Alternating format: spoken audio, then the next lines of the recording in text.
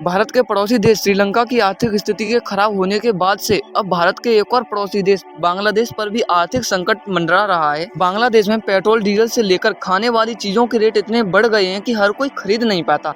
लेकिन एक साथ आर्थिक संकट के आने का कारण क्या हो सकता है? तो हेलो फ्रेंड्स, मैं अभिषेक, आपका एक नई और नॉलेजेबल वीडियो में स्वागत है। तो आज मैं आपको बताऊंगा बांग्लादेश के आर्थिक संकट के बारे में कि आखिर बांग्लादेश आर्थिक संकट की गहराई में क्यों गिरता जा रहा है। बंगाल की खाड़ी में स्थित इस देश का निर्माण कई कठिनाइयों से हुआ है, क्योंकि बांग्लादेश पाकिस्तान का पूर्वी हिस्सा हुआ करता था, इसलिए इसे पहले पूर्वी पाकिस्तान कहा जाता था। 1971 का भारत पाक युद्ध भारत एवं पाकिस्तान के बीच एक सैन्य संघर्ष था। यह युद्ध 3 दिसंबर से लेकर 16 दिसंबर तक चला। 13 देश के इस युद्ध में दोनों देशों के हजारों सैनिक मारे गए। 1971 भारत पाक युद्ध में पाकिस्तान को बड़ी हार का सामना करना पड़ा। पाकिस्तान की इस हार के बाद पूर्वी पाकिस्तान आजाद हो गया और उसे बांग्लादेश के रूप में नया देश बनाया गया। फिलहाल में बांग्लादेश विश्व का 8वां सबसे आबादी वाला देश है, जिसकी आबादी 16.4 करोड़ है। एरिया के मामले में बांग्लादेश विश्व के 92वें स्थान पर है, जिसकी लंबाई 57,320 वर्ग मील है, जो इसे घनी आबादी वाला देश बनाता है। लेकिन हाल ही में बांग्लादेश में पेट्रोल के रेट में 51.7% की बढ़ोतरी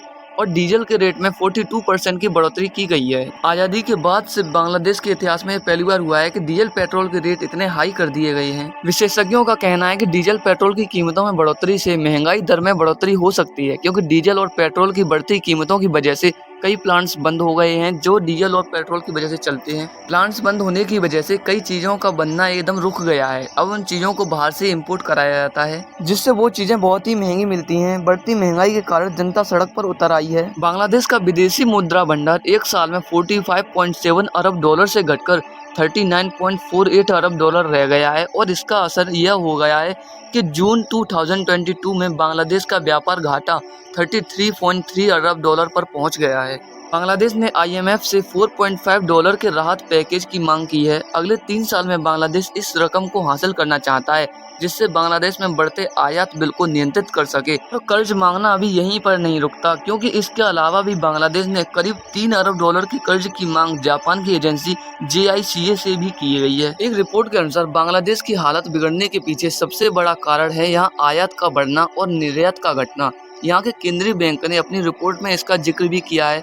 आयात बढ़ने के कारण सीधे तौर पर इसका असर यहाँ के खजाने पर हुआ है। रिपोर्ट के मुताबिक जुलाई 2021 से लेकर मई 2022 के बीच 81.5 अरब डॉलर का आयात किया गया है। इसकी तुलना पिछले साल से की जाए तो आयात में 39% की बढ़त देखी गई है। इसका असर यह हुआ कि बांग्लादेश ने दूसरे देश से सामान मंगाने में ज्यादा पैसा खर्च किया और अपने सामान का निर्यात कम किया है। इस तरह बांग्लादेश को बहुत घाटे का सामना करना पड़ा है। बांग्लादेश में पेट्रोल डीजल के रेट बढ़ने का कारण रूस यूक्रेन युद्ध और कोविड-19 महामारी को माना जाता है। दोनों घटनाक्रम के चलते तेलों के दाम में बड़ी बढ़ोतरी देखी जा रही है, और यह सिर्फ बांग्लादेश में ही नहीं, इंडिया में भी डीजल 90 रुपए पर लीटर और पेट्रोल 100 रुपए पर लीटर है। रूस और यूक्रेन के युद्ध के चलते डिमांड और सप्लाई का समीकरण खराब हो चुका, और कोविड-19 की वजह से कई देशों ने विदेश से इंपोर्ट होने वाली चीजों की डिमांड कम कर दी। इससे पूरी दुनिया में असर देखा गया है। लेकिन बांग्लादेश की इस बढ़ती महंगाई के कारण लोग सड़क पर उतर आए हैं।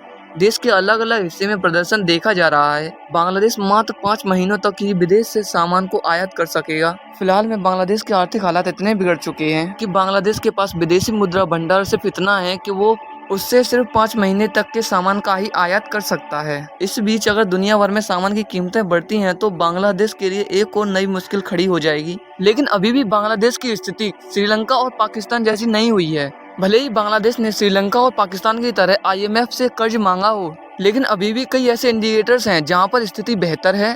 पहली बात, बांग्लादेश में महंगाई दर इस समय 40 साल के उच्चतम स्तर पर है।